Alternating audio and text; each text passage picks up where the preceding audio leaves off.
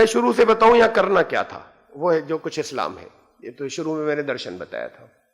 दो तरह की चीजें हैं जो यहाँ पर जो मार्गदर्शन था उसके दो भाग हैं। पहली चीज है आस्था या बिलीफ, ईमान उसे कहते हैं, क्या मानना है। और दूसरी चीज है कर्म, उसके अनुसार कर्म क्या हो। ये दो चीजें हैं। असल में एक ही सिक्के के दो रुख हैं। आस्था होगी तो कर्म होगा, आस्था नहीं होगी तो कर्म नहीं होगा। लेकिन कर्म नजर आता है, आस्था नजर नहीं आती। तो कर्म से मालूम होता है कि कितने थे। आस्था के जो पार्ट हैं जिसे ईमान कहते हैं इस्लाम में, उसके तीन मोटे मोटे से हिस्से हैं, तीन मुख्य भाग हैं उसके। फिर उनकी डिटेल्स अपनी अलग बहुत है। वो तीन में से पहला है, उसको कहते हैं यूनिटेरियनिज्म या तौहीद या एकेश्वरवाद। उसका मतलब यह है कि वो ईश्वर ऐसा एक है कि जिस जैसा कोई दूसरा नहीं। ये मोबाइल यहां पर एक है, लेकिन इस जैसे और बहुत हैं दुनिया में, यहां पर एक ही है। लेकिन अगर कोई ऐसी चीज हो जिस जैसा कहीं और नहीं हो, तब उसको जो एक कहते हैं, अकेला एक, वो ऐसा एक है कि उस जैसा कहीं कोई और नहीं। वो सदा से है, सदा रहेगा, वो सब कुछ कर सकता है, सर्वशक्तिमान है।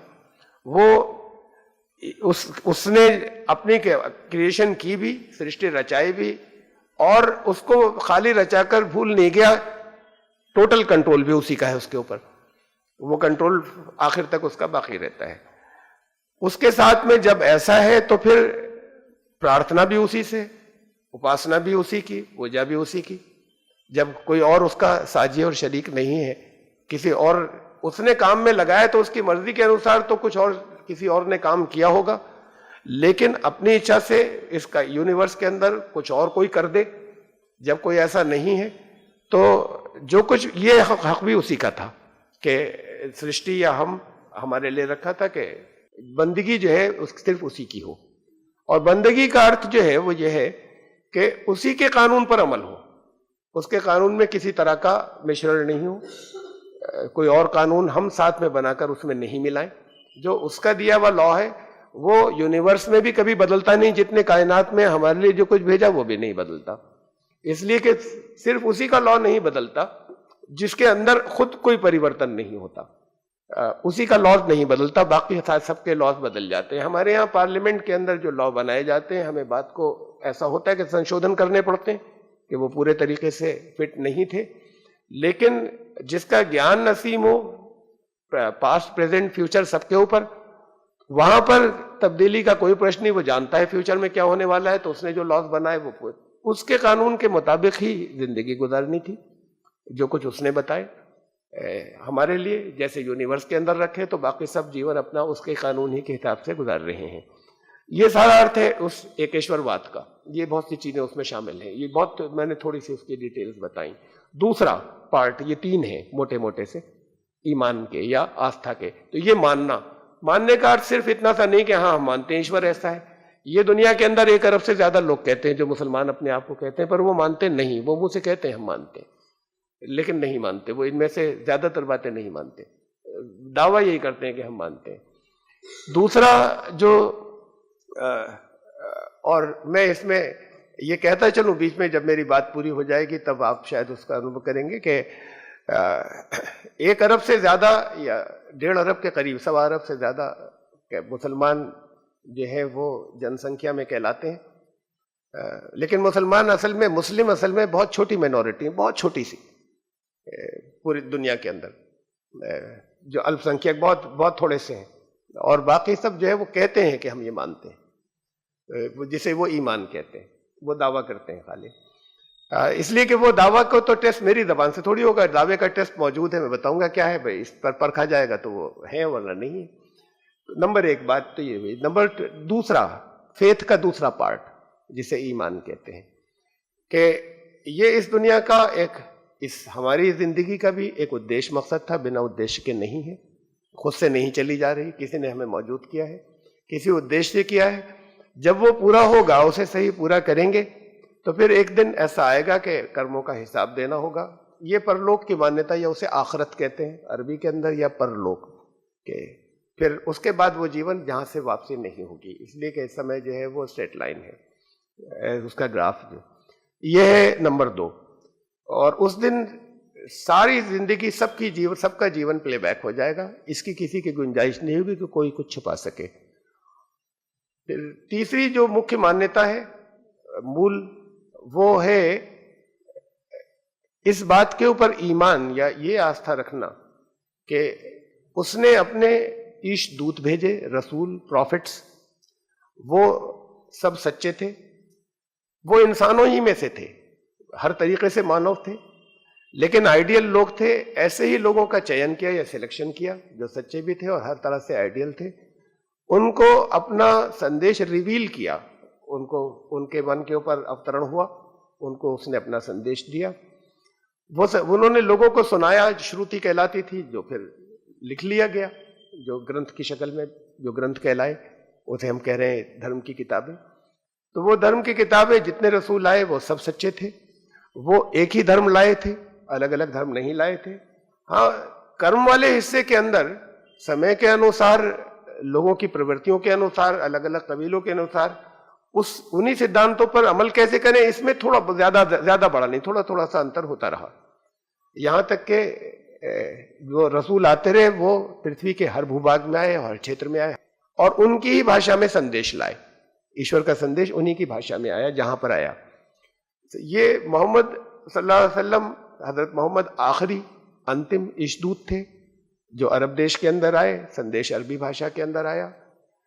और अंतिम इसलिए थे, इस पर सबसे ज्यादा प्रश्न आते हैं, अंतिम इसलिए थे कि जो कुछ संदेश वो लाए वो अक्षरशः सुरक्षित रहा। उसके बाद, उससे पहले सुरक्षित रहने के लिए दुनिया विकसित नहीं हुई थी, इसलिए कि विकास की प्रक्रिया चल रही थी, मानव का विकास भी चल रहा था। पहले रिकॉर्ड सेफ नहीं रहता था, लोग सिर्फ जबानी याद करते थे, सुन लेते थे, याद कर लेते थे। याद कर लेने वालों में दो तरह की बातें होती थी, सचमुच भी भूल जाते थे, बहुत सी चीजें भूल गई जो किसी ने, बड़े लोगों ने कही थी, और ऐसा भी होता था उन्हीं में ऐसे लोग भी निकलते थे जो जानबूझकर चीजें मिला देते थे अपने स्वार्थ के लिए। तो दोनों तरह की चीजें होती थी। लेकिन अब आज का जैसे समय है, आज जो कुछ गीता में लिखा है उसे बदला नहीं जा सकता, कहीं बदला जाएगा पकड़ जाएगा।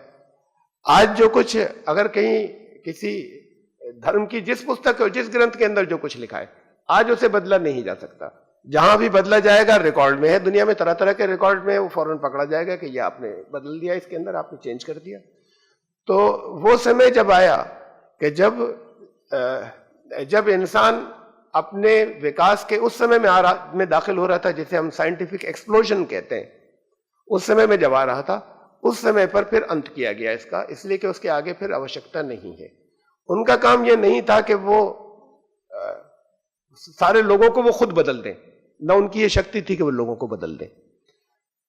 वो संदेश एक लेकर आए थे, वो संदेश भी सुरक्षित था और उनके जो जीवन की घटनाएं हैं वो भी इतिहास के अंदर सुरक्षित रहीं। उससे पहले की चीजों के अंदर बहुत से लोगों ने मिलावट कर दी थी, तो जो कुछ आता रहा बार बार, अगला जब ईशदूत आता था तो मूलतः वही संदेश लाता था जिसके अंदर पहले से बिगाड़ हो गया, उसे दोबारा ठीक करके। जब ऐसा हो गया कि अब वो नहीं बदलेगा तो फिर उसकी बात खत्म हो गई। जैसे ही प्रॉफिट मोहम्मद जिस समय के अंदर यहां थे, उसी समय में पेपर का आविष्कार हुआ, कागज का, चाइना के अंदर। और उन्होंने लोगों से ये कहा, उनकी एक हदीस है, उनके अपने कहे हुए कथन हदीस कहलाते हैं, और उन्होंने लोगों से कहा कि ज्ञान अर्जित करो चाहे तुम्हें चीन जाना पड़े। ये बहुत अजीब सी बात थी जो उन्होंने इस तरह से देश का नाम लेकर किसी से कभी कोई बात नहीं कहते थे। बहुत से लोग समझ में नहीं आए, लेकिन बहुत से उनके साथी जो थे, सत्संगी कहलाते साहबा, वो चले गए चाइना, और फिर वहां बहुत कुछ सीखा उन्होंने, और वहां से वो पेपर का इन्वेंशन बिल्कुल उसी समय में हुआ था, वो लेकर आए। वो इन्वेंशन तो चाइना में हुआ पेपर का, लेकिन पेपर इंडस्ट्री मुस्लिम वर्ल्ड में डेवलप हुई, वो चाइना में नहीं हुई। इन्होंने फौरन पेपर का यूज शुरू किया और कुरान जो है वो पेपर के ऊपर लिख लिया गया। होता यह था कि प्रॉफिट मोहम्मद के ऊपर जैसे ही कोई रिविलेशन आता था, ये क्रम जो है ये चलता रहा 23.5 साल। उन जैसे ही कोई अवतरण होता था या रिविलेशन आता था, वो अपने जो उनके लिखने वाले थे उनको वो डिक्टेट करा देते थे बोलकर, और फिर दोबारा सुन लेते थे तुमने क्या लिखा। उनको पढ़ना नहीं आता था, ना लिखना आता था, ना पढ़ना आता था। उन पर जो कुछ आता था वो बोल देते थे और उनको सुनाया जाता था कि ये लिखा, और उसको वो वेरीफाई कर देते थे कि हाँ ठीक लिख लिया तुमने। तो उनके जीवन काल में ही वो उसका कलेक्शन होता रहा और ऐसे वो ये सारी ईशवाणी या कुरान जो है वो कंप्लीट हुआ।